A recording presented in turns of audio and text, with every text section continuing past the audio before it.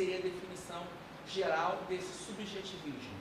Ou seja, você não tem possibilidade de objetivar, porque nós voltamos no núcleo básico a questão da incerteza e do tempo. Como a ação humana muda no tempo e nós temos esse grau de incerteza constante, nós não podemos valorar a realidade e os acontecimentos econômicos de forma objetiva, mas sempre uma visão subjetiva. Voltando à perspectiva kantiana, a relação entre sujeito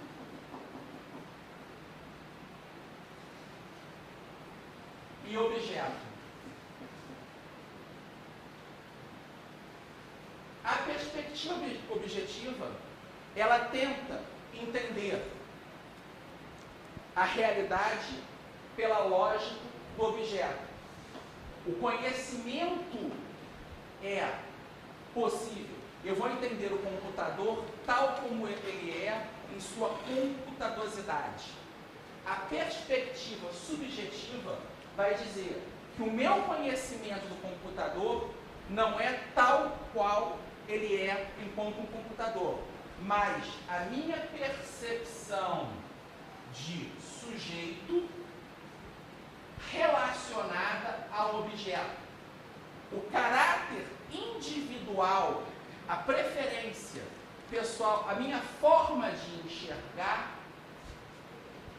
a minha forma subjetiva de entender a realidade vai interferir no processo.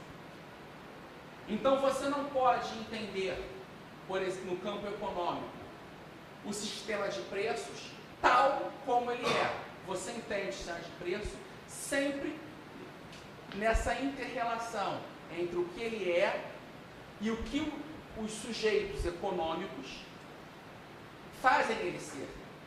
O papel do indivíduo na ação e no entendimento do objeto é fundamental. Até porque a economia, na visão austríaca, ela não é algo fora da ação humana. Não existe o homo economicus em estado puro. Ah, não, ele vai agir assim, seguir essas lógicas. A economia, a ação econômica, é uma inter-relação entre agentes humanos. E essa inter-relação, você tem variáveis imensas. Ah, não, eu estou pensando hoje em jantar carne, mas eu decido comer peixe. As pessoas mudam. Essa subjetividade é a base da complexidade do sistema. Então, quando o economista, numa linha keynesiana, tenta compreender a macroeconomia numa visão mecanicista, eu com todas as variáveis, ele acaba criando os monstros que a economia moderna hoje é. Em relação ao tema desse subjetivismo,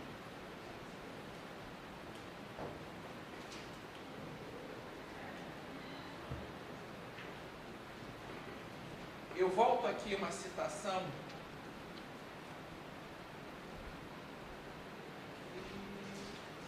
na página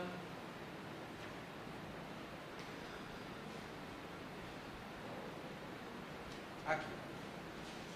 O subjetivismo, página 20, enfatiza a criatividade e autonomia das escolhas individuais e, por conta disso, subordina-se ao individualismo metodológico, a concepção de que os resultados do mercado podem ser explicados em termos dos atos de escolha individuais.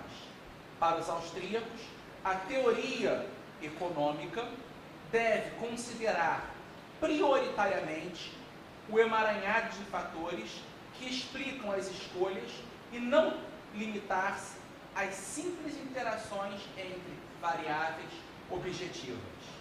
O subjetivismo, então, analisa a ação humana levando em conta que essa ação se dá sempre sob condições de incerteza genuína, não mensurável, e também que ela necessariamente acontece ao longo do tempo dinâmico, quando um agente escolhe um curso de ação executada, que são potencialmente executadas pelos indivíduos, prevalecendo a autonomia nas decisões individuais. Isso quer dizer que o futuro não pode ser conhecido nem aprendido.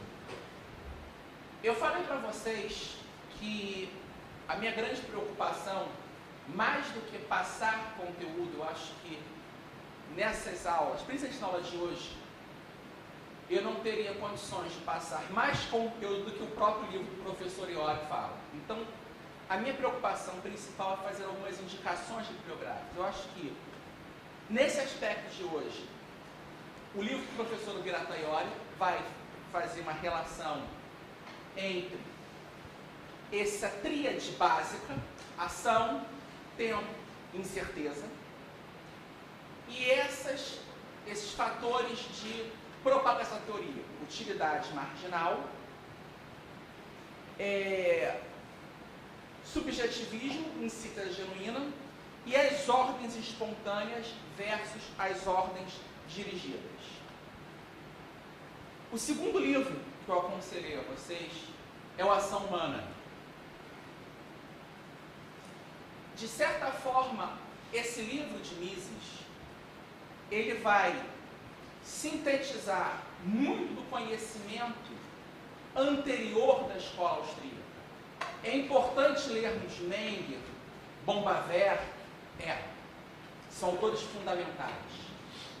Só que o nosso tempo é escasso. Nós temos escolhas no próprio estudo.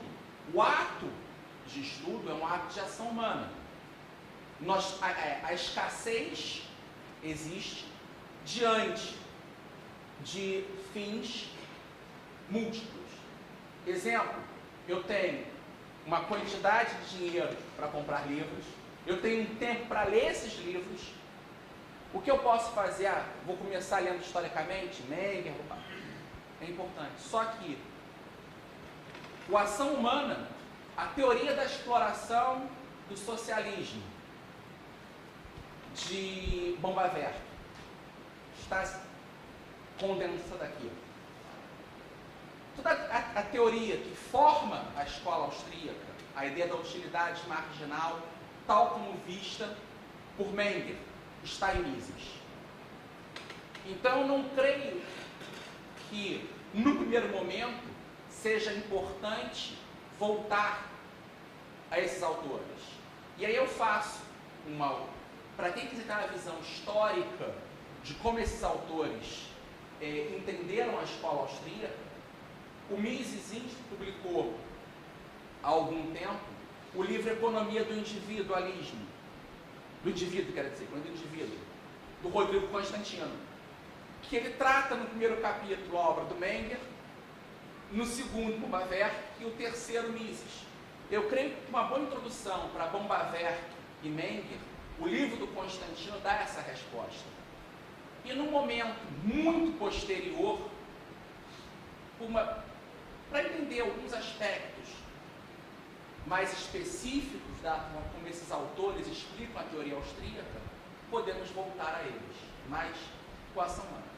Um segundo livro nesse campo da escola austríaca, depois de passar o livro do professor Birata Iori como uma introdução, o livro do Rodrigo Constantino como uma visão mais panorâmica de diferentes correntes da escola austríaca, e aí sim, o livro A Bíblia de Individuação Humana. O segundo é o Individualismo Econômico Ordem, do Hayek.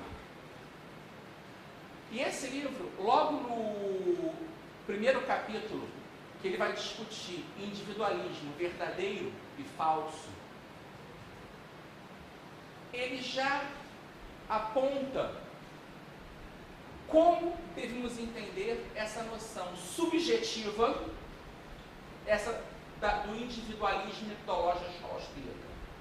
Porque muitas vezes, quando os pensadores socialistas, keynesianos, no geral, vão tratar da escola austríaca, eles costumam acusar o pensamento austríaco de defender uma forma de atomismo social. O que vem a ser esse atomismo social? É a ideia de você entender o individualismo.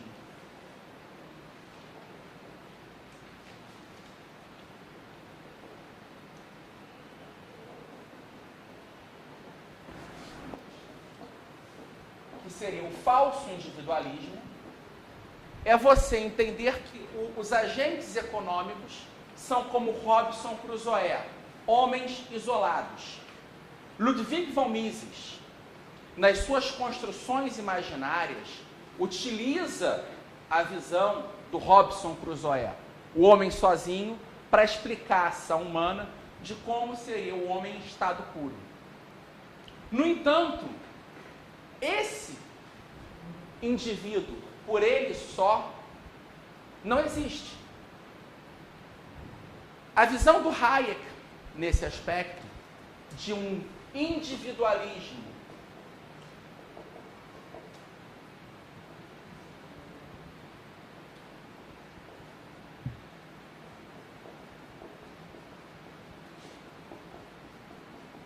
interativo, chamamos assim, ou relacional, que é o verdadeiro individualismo, compreende o indivíduo sempre relacionando-se com outros indivíduos. É interessante lembrar aqui, eu até queria separar para trazer o trecho, mas no meio das minhas caixas de livro eu não encontrei. É um sociólogo alemão chamado Norbert Elias.